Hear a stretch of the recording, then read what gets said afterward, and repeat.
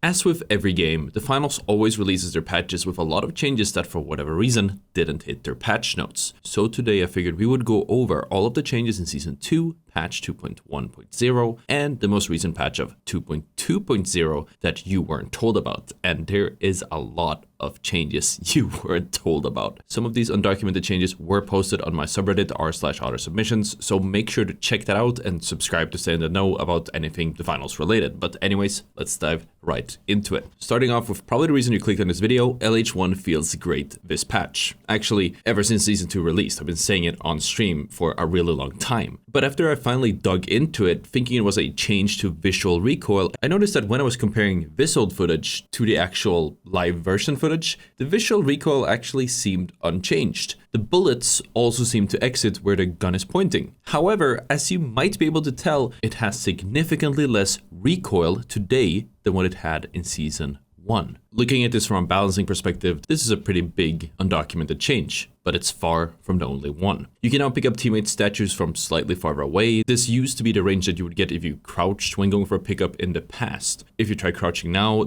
the range of which you can pick up a statue seems unchanged. Obviously, if you're a floor above a statue, crouching will get you closer to it, which would let you pick it up, but previously crouching seemed to add almost a meter in your pickup range, even when picking up statues that were right in front of you on the same level. Gas and smoke grenades now show enemy health bars through the gas if they have taken damage from you. Smoke also appears to be thicker than in previous seasons in most areas. In some weirdly lit areas, like the museum on Sis Horizon, you can see through the smokes just fine. There seems to be quite a noticeable amount of additional bloom or dispersion whenever you shoot guns midair compared to last season, most notably with something like the F-car. All the barrel boxes have a new different look to them. It's more modern or sleek compared to in the previous season. Sandstorm Las Vegas has been added back to the game, along with some tiny tweaks here and there. You Aren't Crazy, both Scotty and June sound a lot different this season. This is probably related to some sort of lore event that we're going to hear more about, later in the season. When the map doesn't have any modifiers, instead of showing up as blank, it will now show standard issue in the loading screens. As an act of courtesy, you can now say thank you after being revived by a defibrillator. Your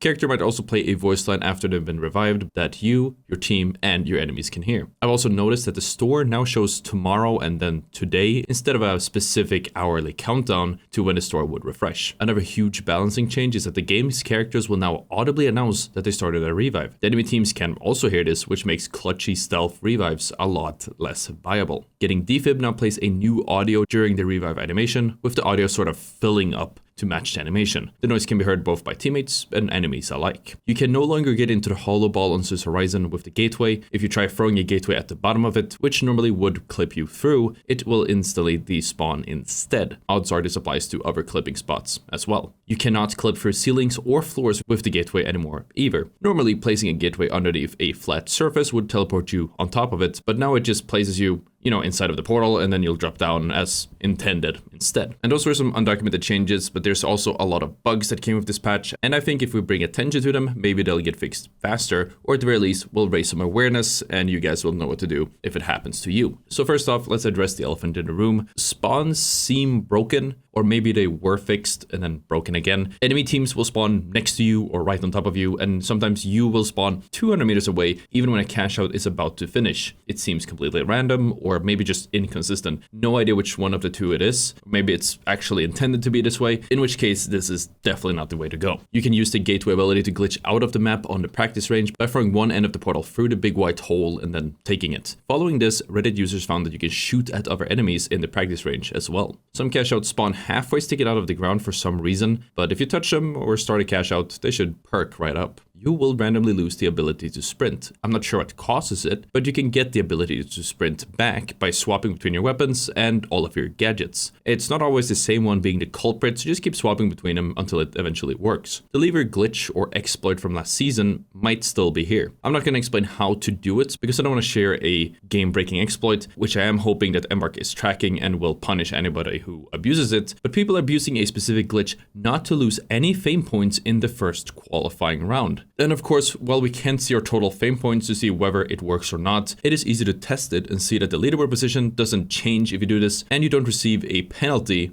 for doing it. I'm just raising awareness about this. Don't do it, because odds are you might get banned. I'm just telling you for your own sake. I also had this weird glitch where I seemingly could keep shooting without reloading. After further inspection, none of the shots registered with the environment, so I was probably not shooting on the server side. Punching or swapping my weapons seemed to fix it. I'm also noticing that something is up with Light's cloaking device. I've had Light's cloak right in front of me and then completely, seemingly disappear, even though they're moving out of the way, which would mean that they have a more obvious sheen. I had a very hard time actually replicating this when I was experimenting with my community, but if you guys have other clips of Lights completely disappearing in front of you, make sure that you submit them to the subreddit. The game randomly crashes and freezes at times. It almost seems like it crashes on Vegas more than any other maps, and I'm not hinting at anything, but I don't think anyone would really complain if Embark just took the map out for a little while until it's, until it's fixed. I also had this weird bug where I got kicked for inactivity because I was inactive, but when I came back, I didn't have any guns. I had my hands out, but I couldn't shoot because I didn't have a gun. Not sure if that's new this season, but I've never seen anything like it before. Something shooting related that did come this season is the bug where you literally cannot shoot. In order to fix this, all you need to do is die in game and then get respawn. Revives and respawn tokens sometimes appear reversed, where the amount of your revives show under the tokens and vice versa. The heal beam occasionally will not heal your teammates. It will show the gun lighting up, but doesn't actually show a beam, target indicator, nor actually heal the teammates. Allegedly, the bug seems more common on Sis Horizon than on other maps. I've had a few instances of the vault and even player statues glitching through the floor, but I'm not sure whether this is a new bug, an old bug, or recurring one. The game will randomly play a boat horn sound sometimes. This is definitely a recurring bug, but it's been a while since we saw it, so it's a new bug this season.